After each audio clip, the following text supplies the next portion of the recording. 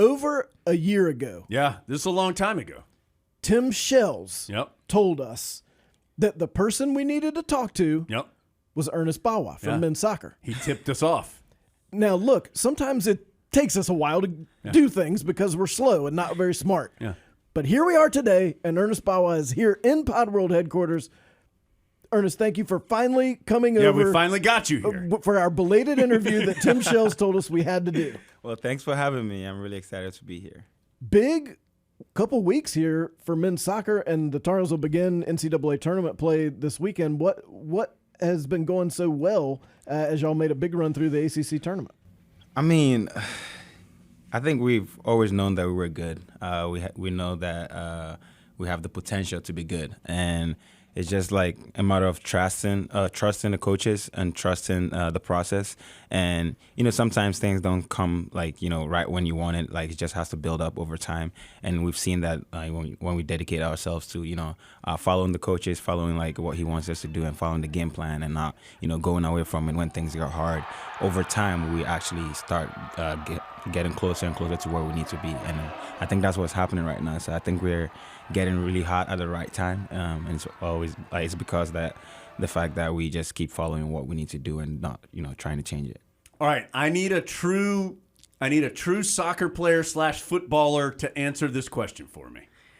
On one hand, I don't like the fact that the ACC championship game got decided in PKs, right? It's you play so hard so long, it's a tight match, it's decided in PK. I don't like that. On the other hand, a lot of ties this year, a lot of ties. So do we like ties? Do we want overtime? Do we want PKs? What is the best way to decide this? I mean, I don't think there's a soccer player in the world that will say that they love ties. Right. And I don't think any of them would say they want to lose either. So we definitely want to win the games. As much as we want to win the games, we know the other team is also, put in a good effort to also win the game. And we've been very, very disappointed with the ties. Most of the ties that we've had, Notre Dame, we know we could have won those games, but we fell short. And we went back to practice and try to get better and see why we couldn't win the game. So it's not the best that we lost over penalty shootouts. We all wish we do something better, run harder, and do a little things different to win the game. But I don't know the answer. If you had your preferred way, would you just play forever until somebody won, or would you go PKs? I'll actually reschedule the match for another day. All right, we've reached the end for today. We're still tied. We will play again tomorrow. Yeah. Isn't that what they do in cricket? Don't you play cricket over multiple days? Yeah. Meet back here Sunday at 2 p.m. Same time tomorrow. I like that. That's a good idea. We'll put the ball right back where it is right now. Somebody make a mark on the field. Yeah. Same guys on the field. Let's do it again. That's a good idea. Yeah. All right, what goes through your mind on a PK? What are you locked in on? I feel like that would be a lot of pressure. It is a lot of pressure, but pressure can go both ways. It can help you, or it cannot really help you in some cases. And I think when you're prepared for the occasion, when you're prepared for the exact situation, it's easy to deal with the pressure. And here at UNC, we are prepared for any kind of scenario. We practice our penalty shootouts every day after practice. So, in my opinion, I don't think it was really a lot of pressure in that moment because we've done it over and over and over again, and we compete with each other at practice. We are at the point where we tell the keepers where we want to hit the ball to, and then if you hit a good penalty, no matter how good the keeper is, you can still make it. So I don't think any of us felt any pressure. Yeah, there's a lot of pressure in that scenario in itself, but when you've prepared over long periods of time for that, you kind of know what you're doing. And then with the penalty shootout, I feel like if you pick a spot where you want to put it and you don't change no matter what the keeper does or no matter what anybody says, I think you have a higher chance of making it. Yeah. The last couple of PK shootouts I've seen, the other goalie is talking some smack. Yeah, I feel like trash talk's gone way up. And it's not friendly. What are they saying? And isn't that cheating? Do you hear that? But then after you convert one, are you like, yeah, I don't hear you talking now, buddy? Well, those kind of things are like mind games. And sometimes, like for me and we have Quincy. We've taken some penalties throughout the season. So like when they scout us, they know Bawa took his penalty early in the season. He went down the middle. So sometimes the keeper comes up and he's like, "Oh, I know where you're going. You're gonna go down the middle. Oh, wait, you're gonna change. You're gonna go right or left." So like he's just trying to get in your head and like you play mind games and have you second guess what you're gonna do on your penalty. And some of the things they say, you can't really say it on her.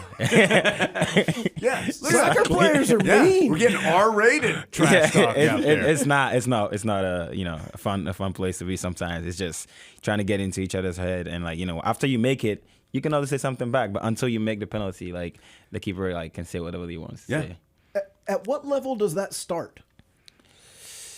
I mean, the lowest level possible. Okay, so like from day one of soccer, you're used to that. It wasn't like you got to college and were like, whoa. No, like especially from where I grew up, like this is like nothing actually. Like it is easy. Yeah, just because the Syracuse keeper is talking, it doesn't bother. Yeah, this is easy. I mean, I feel like the keeper alone talking is not even that much, because normally sometimes when you play, there are fans behind the the goalkeeper, and then that's why sometimes there's a toss to like where, because like when they pick what keeper like saves the penalty first or goes first, they also pick what side of which goal you want, because like on one side is like UNC fans, the other side is Clemson fans. So if you pick if you win the toss, you pick your home fans, you have an advantage. So like normally the fans trash talking you is worse than the keeper ever. Like they have like history of your family. Like they will. It's crazy. So I don't think that was anything at all. Okay, I just get the feeling that like other teams don't like playing you guys. Like it just feels like it gets physical and chippy and like is that a good description? Do you feel that way? 100%. Yeah. Is that on purpose? I'm guessing you guys want the other team feeling that way. Yes. And then we go into games knowing that teams do not want to play us. We go to bed at night knowing that when a team like Memphis or SIUE, when they see us, they were like, "Oh, we have to play North Carolina." So like we pride ourselves on that, and that's one thing that we always like talk about. Is like we want to be at the start of the season, our captain Riley brings it up a lot. It's like I want us to be a team that like when teams like see us on their schedule, they're like, we have to play Carolina, and we work towards that. And when you play us, even if you beat us, you're gonna know that you did not get it like easily. So we pride ourselves on that. Okay, I feel like, and I don't know this for a fact, it's just what I feel like from what I've seen it. I feel like you have like a signature dance after you score. Is that accurate? Yeah. Okay, can we see it? Right now? Yeah. Oh, sure. Can we just get like it doesn't have to be the full thing, just like a little mini version. Little taste. Just a little mini. I mean, it's more like something like, Like yes! I love it. Okay, now, can you teach us to do that? Of course. That may take hours. I don't think we got the hip fluidity there. What if after we did an awesome pod, we just stood up and did that? We'd be so much cooler. Yeah. I have a feeling we got a long way to catch Ernest in coolness, Adam. Bad news on that one. Do you practice that in front of the mirror? Yeah, come on now. Even once. Yes. Yes. Wow. I never thought anybody would ask me that. We appreciate the honesty. Of course. And I'm guessing you've had other things that you tried, and then you're like, Oh, yes, yeah. As a soccer player, especially as an attacker, you kind of like want to practice what you're going to do when you score. And it's like, especially if you're an attacker, you're more likely to score. So like, you don't want to score and just like not know what to do.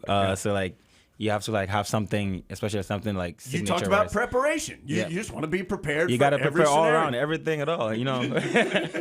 what do the defenders do with all their free time? Yeah, that's right. They don't have to worry about it. I don't know. Okay, take us through a little bit how you made your way to Carolina and to Chapel Hill. Tell us a little bit about your journey and how you got here. I'm gonna have to cut it short because it's pretty long. So I grew up in Ghana, West Africa, and in Ghana is like every kid, male or female, wants to play soccer growing up, and it gets to the point where we skip school to go play soccer because like it's kind of hard combining education and soccer together. We call it football. And it got to the point where like I just like never went to school, and I live with my uncle, and he was not really happy that I was like, passing by education and not taking it seriously. Yeah. So I always heard about this academy, in Ghana called Right to Dream Academy, and it was always my dream to go to this academy. And so every year they have this tryout. They call it Justify, that they have throughout the country, and then sometimes they do it like in other parts of Africa too, like Benin, Mali, South Africa. So they had that tryout, and they came to my neighborhood to do that. And that day, actually, I had an exam, but I heard they were coming into town, so I didn't go to school. So obviously, I missed the exam. And I went to play, and it was over 500 kids. Wow. And they ended up selecting one guy from the my neighborhood is called a shaman. They ended up selecting one guy, and I was the guy.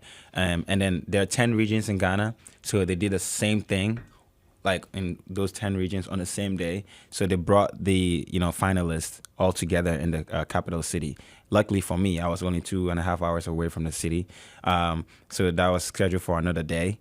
And when that day came, I also had to like lie to my uncle that I had to like go do something. Sure. Yeah, and then I made my way there, and then I think in total we were over 200 maybe, and we played. They were like, they put us into teams, and we played like several games and all that. And I was actually put on a team with like guys that like knew each other, so I was the only one who was like a stranger. So I didn't really get the ball a lot, but I got the ball a couple times, and I got selected. So out of that whole tryout, they picked 3 guys, and they took us to the academy. I think a month after that, and then we were in the academy for 3 months, and then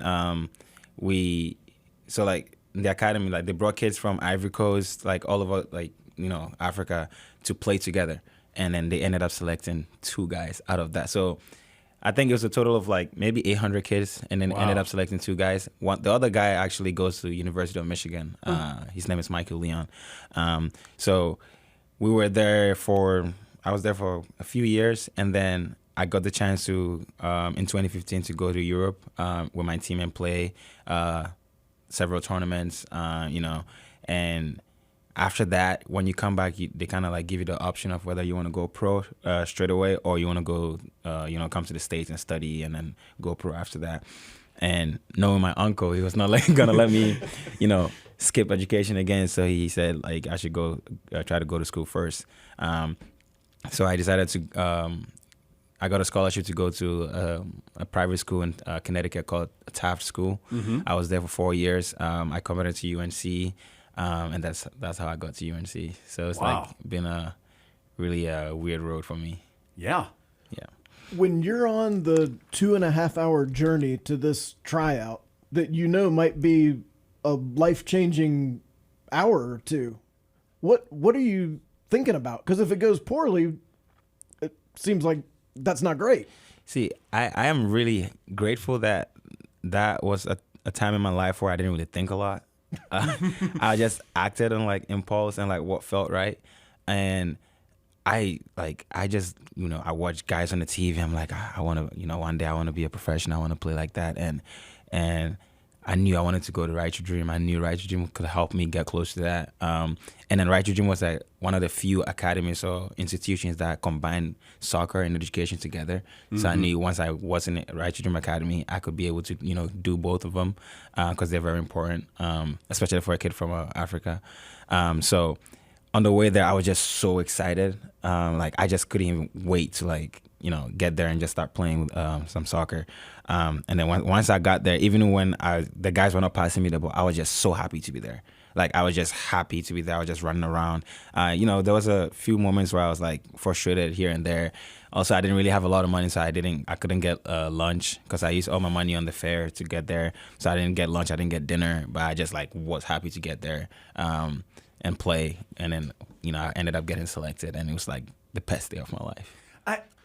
I mean, just as you were saying, like 500 kids, and they chose one, and then 300 kids, and they chose, Do you ever think about that and like the odds of it being Ernest Bawa, the one that made it through all of it? And just, I mean, do you ever sit back and go, whoa, that's crazy? Yeah, I mean, especially in the past couple of years, I've been reflecting a lot because I've dealt with a lot of injuries since I've been here. I've had 5 surgeries in 2 years, and it gets to the point where like you just feel like the world is against you and like nothing is gonna go right. And in those moments, like all you have is like time, and I've been reflecting a lot, and it's kind of like those are the kind of things that I think about. I'm like, if I manage to like get selected out of like 800 kids, and if I manage to like get through some of the things I got through, growing up as a kid, I think I can get over these hurdles too. So I do reflect a lot on those things, and I do like appreciate the fact that I was able to like get through those moments in my life, even though I was like a lot younger. Sure. So yeah. I know your uncle and your family appreciates what you do on the soccer field. What do you think it'll mean to him and to them to have a degree from the University of North Carolina? Right now, I don't even know what it will mean to me, because like it's just like to be the first to do that in my family, and I don't know. It's like, to me, like right now, it just doesn't feel real that I'm actually gonna graduate. It's just like something that like I haven't heard of in my family, and even my brother like went to like school, but like he dropped out. My sister, same thing. It's like there were several attempts of people trying to get quality education, but not only did am I close to getting a degree, but I'm doing it in the like one of the best universities in the world. So like I like it's not even hit me yet. Like I don't know. I can only imagine how happy and like surreal it will make them feel. I just got chills right there. Yeah, I know. Yeah. What should people here in the United States, in Chapel Hill, whatever, what should they know about Ghana? Like, I hope they've probably heard of the country, but they may not know. What should they know? First of all, Ghana is a very, very peaceful country. The people there are very lively. Like in the recent years, actually, there's like this saying that has been, going around, especially on the internet. It's like, you can never be sad in Ghana. So like there are a lot of, underprivileged people and like people who like, are in poverty and all that stuff. But at first glance, looking from like as an outsider, you would think, from their clothes and like lack of shoes and all that stuff, they're like sad and, struggling. But once you like actually pay attention, like they're the happiest people you actually ever see, because we do the most with what we have, even though it's little. We can make little seem like a lot, and yeah, sometimes people look out and they're like, "Oh, these guys are so miserable" and all that. Yeah, some people like have like difficulty getting water and all that stuff, but at the same time, we're very content with what we have and all that. So yeah. You obviously have a soccer future ahead of you, but in your future also, have you given any thought to what you want to do for the next Ernest Bawa? So actually, I forgot exactly when it was, but I think it was like 3 years ago. My first time going back to Ghana since coming to the States. Because I don't get to go back every year because it's very expensive. Sure. So I pick my moments to go. I actually did a GoFundMe, and I raised, I forgot exactly how much. Sorry, I just forgot the main details. But I raised, a significant amount of money. And when I went back to my neighborhood, because my neighborhood is very known for notorious kids, and it's like a lot of problems like in my neighborhood. And I went back with the idea of, at least even if it's just for a day, making kids smile and giving them like, this sense of hope that this kid that grew up in the same environment conditions that they're growing up in, and he's like been able to get out of it and gone out there, and he's coming back to give back to his community. So I organized a tournament for the kids in the community, and it was like a 1-day tournament, and there was a trophy and like their jerseys, like my name at the back. It was called the Bar Project, and then I thought it was just gonna be the kids with their teams and their coaches coming. Their parents came. There was like a big like radio station that also came to like interview. My uncle loved it. He loved the attention because it's his last name too, Bawa. So like he was like, yeah, it's like, this is good for me. So my whole family, people I didn't even know, came out to support. Everybody in the neighborhood came out there to support. And obviously after, everybody was like celebrating, and like there was food and drinks for everybody to enjoy. And to me, I felt like that was a day that the whole community and like celebrated together. But at the same time, you could see like the fire in the eyes of the kids. Like I remember sitting down then and like looking like my peripheral vision. I could see like the kids like just like looking at me, like I was just like not real. And then I went to talk to them and all that, and I just told them like, you like are better than me. You were better than me when I was like your age. If you just focus on it and just like keep praying and hoping for the best, things are gonna good things are gonna come your way. So I think the main thing I got out of like that day was like there are kids in my neighborhood that needed that, and then the more people that can do that to help them, the better their lives are gonna be. So